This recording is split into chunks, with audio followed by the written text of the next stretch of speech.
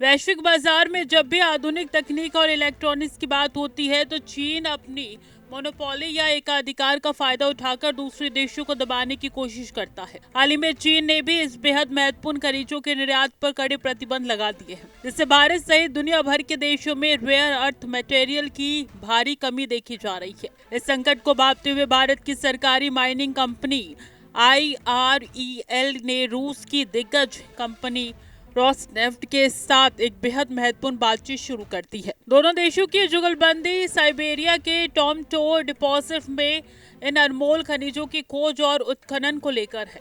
टॉमटोर को दुनिया के सबसे बड़े और अब तक के अछूते रेयर अर्थ भंडारों में से एक माना जाता है, जहां से खनिज के सैंपल निकालकर पहले रूस में प्रोसेस किए जाएंगे और फिर अंतिम टेस्टिंग के लिए उन्हें भारत भेजा जाएगा।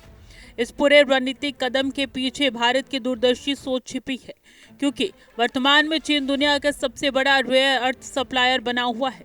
चीन की इसी ताकत को बेअसर करने के लिए भारत अपने क्रिटिकल मिनरल्स की सप्लाई चेन को पूरी तरीके से सुरक्षित और मजबूत बना रहा है।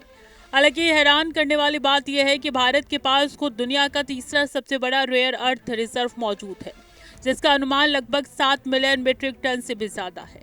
इसके बावजूद तकनीकी कमियों के कारण भारत अपने इस विशाल भंडार का पूरा फायदा कमर्शियल स्केल पर नहीं उठा पा रहा था, क्योंकि देश में बड़े स्तर पर इसे रिफाइन करने की आधुनिक सुविधाएं उपलब्ध नहीं थी।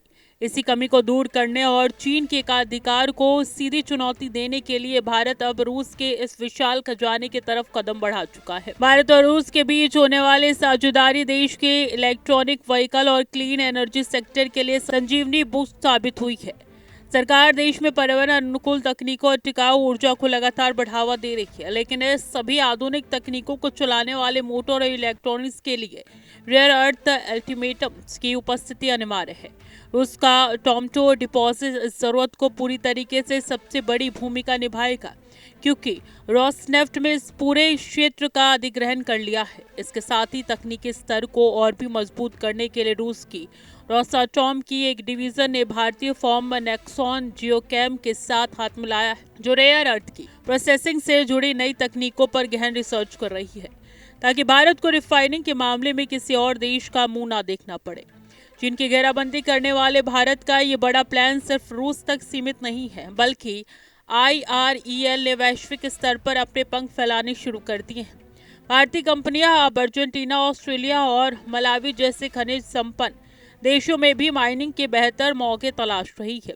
इसके साथ ही कमर्शियल रेयर अर्थ मैग्नेट के घरेलू उत्पादन को गति देने के लिए जापान और साउथ कोरिया की बड़ी फर्म्स के साथ भी लगातार बातचीत का दौर बढ़ रहा है। भारत का अंतिम लक्ष्य आगामी वर्षों में घरेलू स्तर पर बड़े पैमाने पर इतनी शक्तिशाली मैग्नेट्स का निर्माण शुरू करना है कि इसकी कड़ी में ISM से जुड़ी संस्था टेक्समीन और रूस के ग्रेडमेट के बीच मैग्नेट बनाने की इस नई स्वदेशी तकनीक विकसित करने पर सहमति बनी है, जो भारत को रक्षा